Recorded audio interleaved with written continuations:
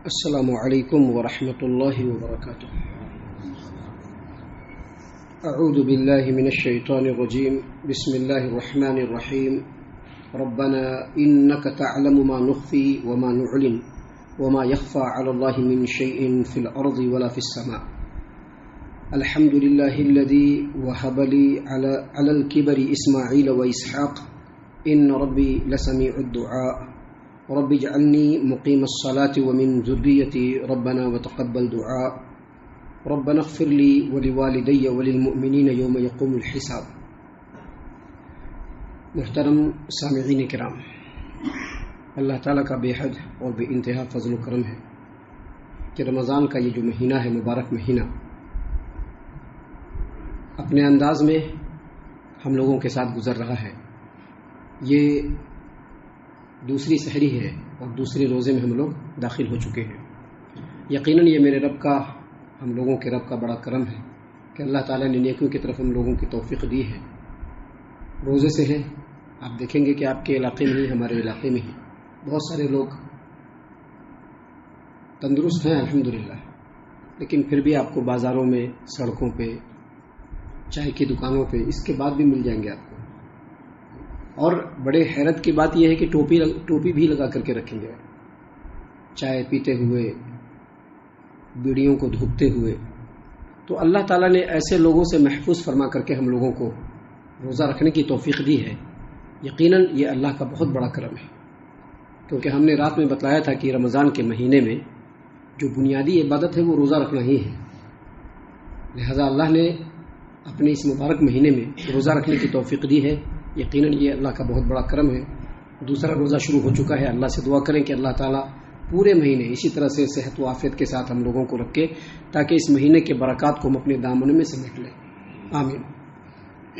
سامعین کرام، ابھی آپ کے سامنے سورہ ابراہیم، سورہ نمبر 14، آیت نمبر 38 سے لے کر کے آیت نمبر 41 تک، 38، 39، 40 اور 41، یہ چند آیات آپ کے سامنے تلاوت کی گئی۔ آیت کریمہ کا ترجمہ ابھی آپ کے سامنے پیش کریں گے اور اس کی تفسیر بھی ہم آپ کے سامنے پیش کریں گے، لیکن اس سے پہلے بتلا دیں کہ یہ آخری کڑی ہے جو اللہ تبارک و تعالیٰ نے سیدنا ابراہیم علیہ السلام کی دعاؤں کا یہاں پر ذکر کیا ہے۔ اس سے پہلے 2 درس آپ کے سامنے گزرا جس میں اللہ تبارک و تعالیٰ نے سیدنا ابراہیم علیہ السلام کی وہ دعا جو انہوں نے بیت اللہ کے پاس اس شہر کے لیے اور اپنے اہل و عیال کے لیے کیا تھا، اس میں سے یہ آخری کڑی ہے، چند آیات۔ دیکھیے، سب سے پہلے اللہ تبارک و تعالیٰ نے فرمایا، حافظ ابو جعفر ابن جریر طبری رحمۃ اللہ علیہ تفسیر الطبری میں فرماتے ہیں کہ اللہ تبارک و تعالیٰ نے اپنے خلیل سیدنا ابراہیم علیہ السلام کے بارے میں کہا کہ انہوں نے کہا، دعا مانگا، ربنا انک تعلم ما نخفی، اے ہمارے رب تو جانتا ہے اس چیز کو بھی جو پوشیدہ ہے، وما نعلن، اور تو جانتا ہے اس چیز کو بھی جو کھلا ہوا اور واضح ہے۔ اس سے یہ پتہ چلا کہ سیدنا ابراہیم علیہ السلام دعا بھی کر رہے ہیں اور اللہ تبارک و تعالیٰ کے مقام و مرتبے کا ذکر بھی کر رہے ہیں، اللہ کی تعریف بھی کر رہے ہیں۔ اس سے یہ پتہ چلا کہ جب بندہ اللہ کے سامنے دعا کے لیے ہاتھ اٹھائے تو اپنی عاجزی اور انکساری کا بھی اظہار کرے، اور ساتھ ہی ساتھ اللہ تبارک و تعالیٰ کی کبریائی اور بڑائی کو بھی لوگوں کے سامنے، اللہ کے سامنے بیان کرے۔ دیکھیے، اللہ تبارک و تعالیٰ کے لیے دعا کرتے ہوئے، اللہ تبارک و تعالیٰ سے دعا کرتے ہوئے ابراہیم نے کہا کہ اے ہمارے رب، بے شک تو جانتا ہے پوشیدہ بات کو بھی اور ظاہر بات کو بھی۔ مطلب کیا ہے اس دعا کا کہ سیدنا ابراہیم علیہ السلام اللہ تبارک و تعالیٰ کے سامنے اس بات کا اظہار کر رہے ہیں کہ ہم نے جو اب تک آپ سے اس شہر کے لیے، شہر والوں کے لیے اور اپنے آل و اولاد کے لیے جو دعا مانگی ہے، تو خوب جانتا ہے کہ دعا مانگنے کا مقصد کیا ہے۔ میرا دعا مانگنے کا مقصد کیا ہے؟ میرا دعا مانگنے کا مقصد یہ ہے کہ میرے ارادے میں اخلاص ہے اور للہیت ہے، کیونکہ تو ظاہر بات کو بھی جانتا ہے اور پوشیدہ بات کو بھی جانتا ہے۔ ہمارے دلوں کے اندر جو بات ہے اللہ اس کو بھی جانتا ہے۔ یہی اصل میں عقیدہ ہے جس کو ابراہیم علیہ السلام کی اس دعا کے ذریعے سے اللہ تبارک و تعالیٰ ہم لوگوں کو سکھلانا اور بتلانا چاہ رہے ہیں کہ یہی اصل میں عقیدہ ہے کہ ہمارے دل میں، ہمارے خیالوں میں ہمیشہ یہ بات رہے کہ ہمارا جو رب ہے، جو ساتوں آسمان کے اوپر عرش پہ مستوی ہے، وہ دلوں کے بھید کو بھی جانتا ہے۔ ہم اپنے دلوں کے اندر کسی چیز کو سوچتے ہیں، کوئی خیال اپنے دل کے اندر لاتے ہیں، اللہ تبارک و تعالیٰ اس کو بھی جانتا ہے۔ حالانکہ ان باتوں کو ہم لوگوں کے سامنے ظاہر نہیں کرتے ہیں، لیکن اللہ اس کو بھی جانتا ہے۔ ہمارے دلوں کے اندر نیکیاں انجام دیتے وقت اخلاص ہے یا نہیں، اللہ تبارک و تعالیٰ اس کو بھی جانتا ہے۔ ہم جو نیکیاں انجام دے رہے ہیں اس کے پیچھے انٹینشن اور ارادہ کیا ہے اللہ تبارک و تعالیٰ اس کو بھی جانتے ہیں. یہی تعلیم اللہ تبارک و تعالیٰ یہاں پر سیدنا ابراہیم علیہ السلام کی دعا سے ہم لوگوں کو بتلانا چاہ رہے ہیں. اور اللہ تبارک و تعالیٰ نے مزید فرمایا وما یخفی علی اللہ من شیء فی الارض ولا فی السماء، آسمان میں اور زمین میں کوئی ایسی چیز نہیں ہے جو اللہ تبارک و تعالیٰ کے اوپر مخفی ہے، کوئی ایسی چیز نہیں ہے. اور ہمارے دل کی باتیں بھی آسمان اور زمین کے اندر جو چیزیں ہیں اس میں سے ایک ہے. محترم سامعین کرام، اس سے یہ پتہ چلا کہ اللہ تبارک و تعالیٰ کا علم ہر جگہ پہ محیط ہے. ہم لوگ کوئی بھی عمل انجام دیں تو سب سے پہلے اپنے نیت اور ارادے کو صاف اور پاک کریں. کسی خاص انٹینشن سے کوئی عمل کرنا یقیناً صحیح نہیں ہے. کسی خاص انٹینشن سے کوئی عمل کرنا یقیناً صحیح نہیں ہے. محترم سامعین کرام، آگے مزید اللہ تبارک و تعالیٰ نے سیدنا ابراہیم علیہ السلام کی دعا کو آگے کنٹینیو کرتے ہوئے فرمایا کہ انہوں نے دعا کرتے ہوئے کہا الحمدللہ الذی وہب لی علی الکبر اسماعیل و اسحاق ان ربی لسمیع الدعاء. تمام تعریفیں اس اللہ تبارک و تعالیٰ کے لیے ہے جس نے بڑھاپے میں مجھ کو اسماعیل اور اسحاق سے نوازا. دیکھیے یہ آیت کریمہ، اس پر بہت ہی باریکی سے غور و فکر کرنے کی ضرورت ہے. بہت سارے لوگ خاص طور سے اہل کتاب یہ کہتے ہیں کہ اسحاق علیہ السلام بڑے اور اسماعیل علیہ السلام چھوٹے. لیکن دیکھیے اللہ تبارک و تعالیٰ نے جب ذکر کیا یہاں پر تو پہلے کس کا ذکر کیا؟ اسماعیل کا ذکر کیا، پھر بعد میں اسحاق کا ذکر کیا. کبھی بھی آدمی اپنے بچوں کے بارے میں جب بات کرتا ہے تو پہلے بڑے بیٹے کا نام لیتا ہے اور بعد میں چھوٹے بیٹے کا نام لیتا ہے. دیکھیے ابراہیم علیہ السلام نے دعا کرتے ہوئے کہا الحمدللہ الذی وہب لی علی الکبر اسماعیل و اسحاق. تمام تعریفیں اس اللہ تبارک و تعالیٰ کے لیے ہے جس نے بڑھاپے میں مجھ کو اسماعیل اور اسحاق سے نوازا.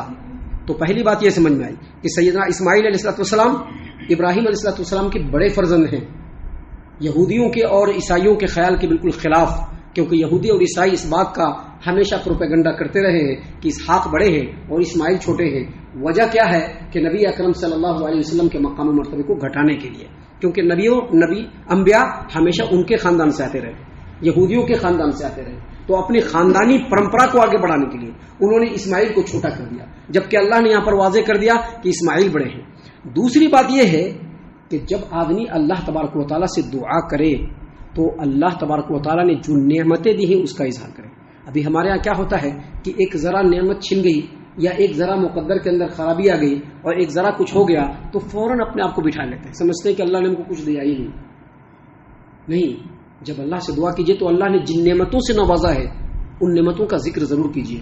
اور ہم میں کا ہر ایک جو یہاں پر بیٹھا ہوا ہے یا ہر وہ انسان جو میری اس بات کو سن رہا ہے وہ اپنی زندگیوں کے اندر جھانک کر کے دیکھے تو اللہ تبارک و تعالیٰ نے اس کو بے شمار نعمتوں سے نوازا ہے جس کو وہ گن بھی نہیں سکتا ہے. تو دیکھیے ابراہیم علیہ السلام رب سے دعا کر رہے ہیں اور ساتھ ہی ساتھ رب کی جو نعمتیں ہیں اس کا اظہار بھی کر رہے ہیں. کیا کہہ رہے ہیں؟ الحمدللہ الذی وہب لی علی الکبر اسماعیل و اسحاق. تمام تعریفیں اس اللہ تبارک و تعالیٰ کے لیے ہے جس نے بڑھاپے میں مجھ کو اسماعیل اور اسحاق سے نوازا.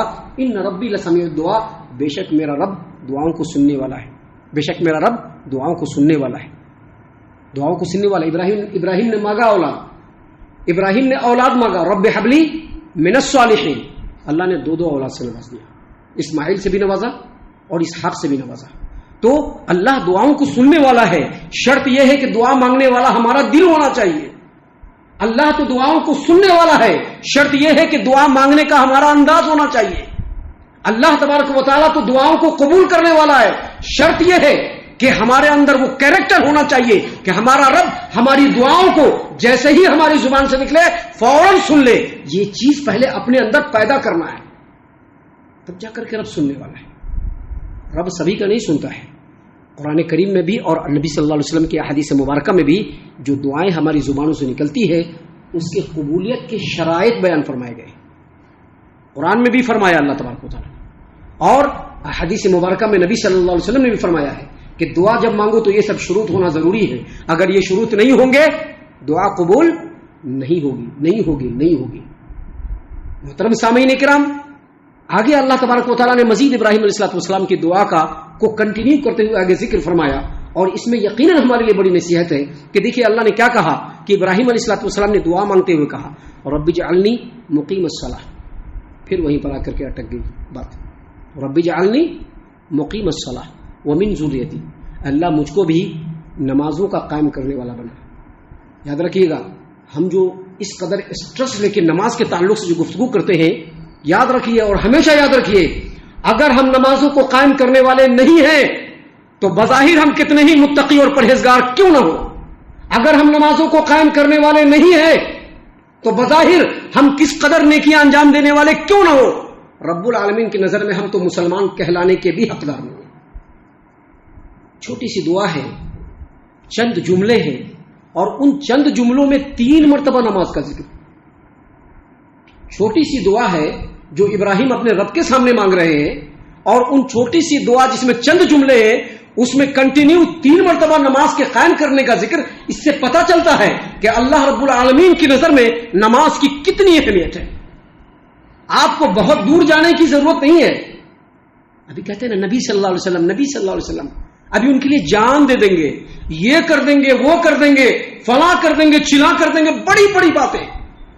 ہمارے محمد عربی صلی اللہ علیہ وسلم جب بستر مرگ پر پڑے ہوئے تو سب سے آخری جملہ نبی صلی اللہ علیہ وسلم کی زبان مبارک سے جو نکل رہا ہے, اس جملے کو نقل کرنے والے سیدنا علی رضی اللہ عنہ, سنن ابن ماجہ کے اندر یہ روایت موجود ہے کہ آخری جملہ نکل رہا ہے الصلاۃ الصلاۃ وما ملکت ایمانک, الصلاۃ الصلاۃ وما ملکت ایمانک, الصلاۃ الصلاۃ وما ملکت ایمانک. اور اس کے بعد ہونٹ ہل رہے ہیں. علی نے جب کان لگایا تو کہہ رہے ہیں الصلاۃ الصلاۃ. نبی تو اس قدر نماز کے لیے, اور نبی کی امتی, استغفر اللہ, اللہ معاف فرمائے, نبی کے امتی ان کے لیے نماز کا بھی موسم آتا ہے, نماز پڑھنے کے لیے بھی نماز کا موسم آتا ہے. اللہ معاف فرمائے, اس امت کے اوپر قہر نازل نہیں ہو رہا ہے, یہی اللہ کی بڑی مہربانی ہے. اس امت کو نماز قائم کرنے کے لیے موسم ہونا چاہیے.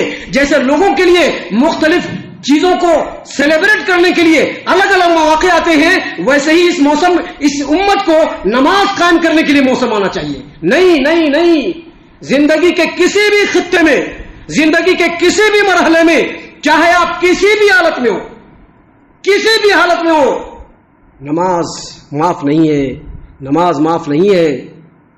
جس مسلمان کو رمضان میں مسجدوں میں آنے کی فرصت ہے, وہ مسلمان رمضان کے بعد مسجدوں سے دور ہو جائے, یہ محمد عربی صلی اللہ علیہ وسلم کی امت کی شان نہیں ہے. دیکھیے کیا کہا, دعا کرتے ہوئے کہا ابراہیم خلیل اللہ نے, اس ابراہیم خلیل اللہ نے جس کے طریقے کی پیروی کرنے کا حکم اللہ تبارک و تعالیٰ نے کئی بار اس قرآن کریم میں محمد عربی صلی اللہ علیہ وسلم کو کہا کہ آپ ابراہیم کے طریقے کی پیروی کریں.